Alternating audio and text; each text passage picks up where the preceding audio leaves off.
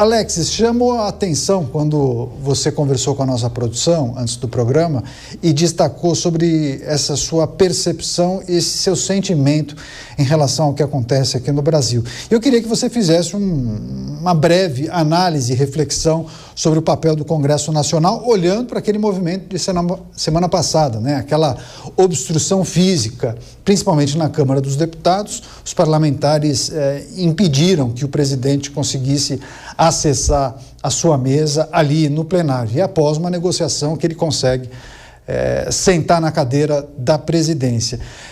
Naturalmente, esse é um movimento em reação ao que tem acontecido, as medidas que vêm sendo tomadas por integrantes de outros poderes, principalmente pela Suprema Corte. Mas eu lhe pergunto, que momento é esse que vive o Congresso Nacional? Bom, primeiro, obrigado pelo convite, Daniel e Juliano aqui, e ainda mais o Leonardo, que vai estar participando depois. É um momento em que as tensões só estão aumentando. E não é só essa tensão, vou lembrar que o que aconteceu naquela reabertura, na retomada dos trabalhos legislativos, muito em função da prisão domiciliar de Jair Bolsonaro, porque no fim de semana, no domingo, que havia uma manifestação onde ele não podia participar, ele mandou uma mensagem: boa noite Copacabana, boa noite Brasil, é para a nossa liberdade, libertação e tudo mais.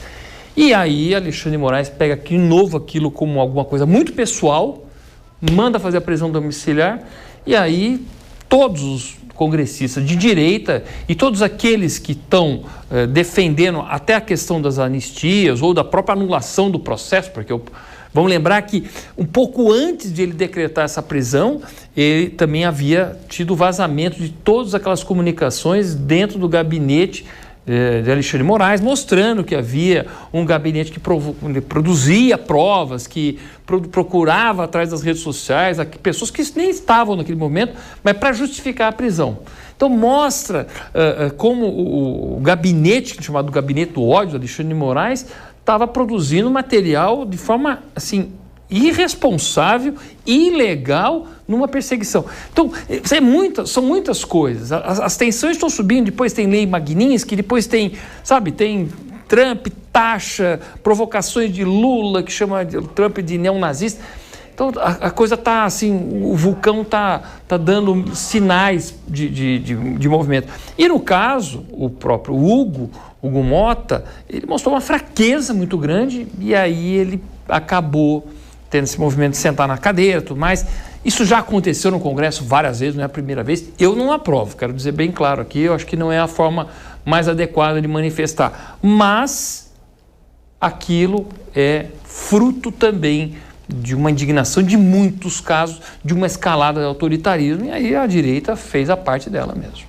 O Alexis mencionou o presidente da Câmara, Hugo Mota, presidência dele muito questionada.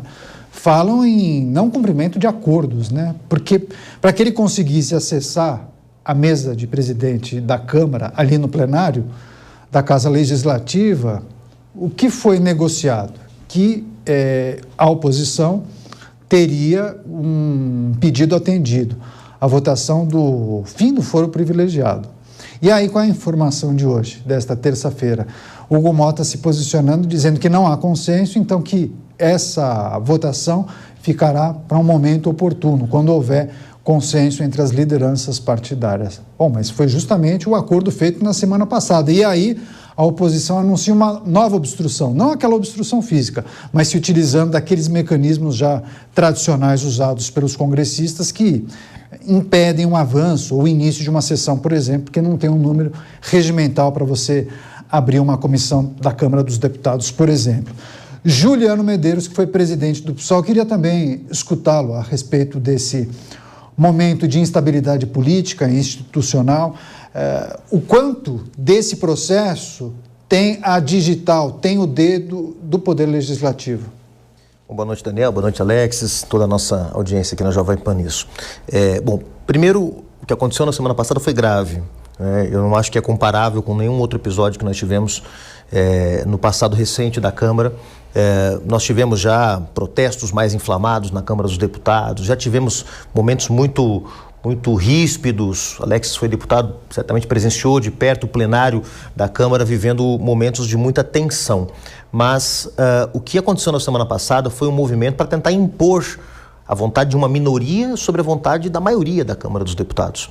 Veja, o bloco que sustenta o Hugo Motta, que é o chamado Centrão, o bloco dos partidos da direita mais tradicional, não é um bloco com o qual o PSOL, os meus companheiros que são deputados em Brasília, têm qualquer identidade política, nem sequer votamos no Hugo Motta para presidente da Câmara, mas é o bloco que tem 300 deputados na Câmara Federal. Some-se a esses 300 deputados, mais cento e tantos da base do governo, da base mais fiel ao governo.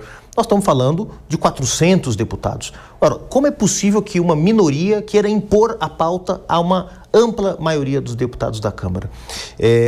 Esse acordo ao qual você se referiu não tem nenhuma validade regimental. A Câmara dos Deputados funciona a partir da definição de uma pauta que é feita no colégio de líderes, pelas lideranças dos partidos que têm representação parlamentar. É lá que se define a pauta. Muitas vezes os deputados do PSOL, do PT, do Novo, não têm as suas reivindicações de projetos que querem ver votadas, não formam maioria nesse colégio de líderes e não são apreciados pela Câmara dos Deputados. Ora, como um setor quer forçar o presidente da Câmara dos Deputados, o poder legislativo, a levar à votação um projeto que não é consenso, ou que não é prioridade, ou que não está em discussão. Então, eu acho que, em primeiro lugar, deixar claro que eu acho que aconteceu semana passada foi muito grave, né, e mostra, de fato, o cruzamento de um limite, que é o limite da conformação dos blocos partidários, dos blocos políticos que acontecem na Câmara. Agora, eu acho também que há aí, no caso do Hugo Motta, uma responsabilidade importante que deve ser observada, que tem a ver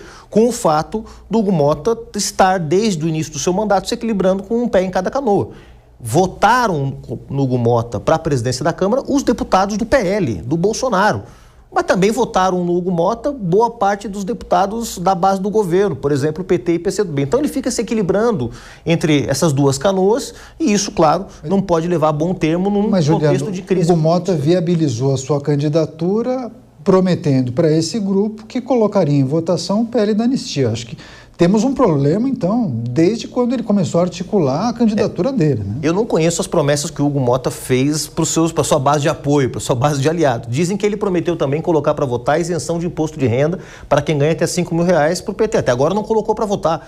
Então, se o critério for as promessas que ele fez, ele não está cumprindo promessa para ninguém. Eu desconheço quais foram os acordos que o Hugo Motta fez. Esses acordos, lamentavelmente, não vieram a público. Eu só posso comentar aquilo que é público. Sim. Né? E, nesse caso, o Hugo Motta não me parece que tenha obrigação alguma de impor à Câmara dos Deputados a votação de projetos que são de interesse de uma ínfima minoria. Alexis, quero também... Você passou rapidamente pela figura de Hugo Motta. Daqui a pouco eu vou chamar o nosso convidado, inclusive. Deixa só para a gente fechar esse capítulo de Hugo Motta, que está conectado à nossa primeira discussão, mas os muitos questionamentos a respeito da presidência de Hugo Motta, a maneira como ele administrou esses temas mais sensíveis, parece que jogando para os dois lados, tentando atender aos anseios e aos desejos dos dois lados, mas o que vimos na semana passada, uma situação praticamente fora de controle. Pois parece aquele juiz que perdeu o controle do jogo e agora começa a distribuir cartão vermelho e amarelo para todo mundo para ver se consegue pegar o jogo de novo. Mas vamos lembrar que o Hugo Motta é um fiote, né, como se diz, de Arthur Lira. Ele está lá amando Arthur Lira e Arthur Lira, que como não podia se reeleger, elegeu ele e está por trás de tudo o tempo todo. É o mentor dele. O Hugo Motta representa Arthur Lira dentro, que é um centrão muito raiz, né? E, nesse sentido, ele provavelmente tem essas dúvidas, ou ele não tem essa firmeza que Arthur Lira tinha, né, para poder comandar o jogo, e lá as coisas são muito rápidas, tem que tomar decisões.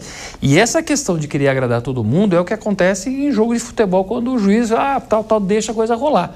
Começou a pancadaria e agora tem que apresentar os cartões vermelhos. Pois é, agora sim quero chamar o Leonardo Barreto, doutor em ciência política, sócio da consultoria de risco Think Policy, a quem eu agradeço demais pela participação. Leonardo, seja muito bem-vindo à programação da Jovem Pan. Eu agradeço, Daniel, um prazer estar com você, Alexis, o Juliano, um prazer estar aqui. Pois é, quero pedir também sua reflexão sobre esse momento do Congresso Nacional. Claro que a gente focalizou mais na Câmara dos Deputados, olhando para aquele evento, né, aquele movimento de obstrução física, inclusive, que impediu que por mais de um dia os parlamentares pudessem desenvolver suas atividades nos plenários da Câmara dos Deputados. Enfim, e além dessa situação que envolve as casas legislativas, esse movimento da oposição, há também muitos questionamentos acerca da presidência de Hugo Motta.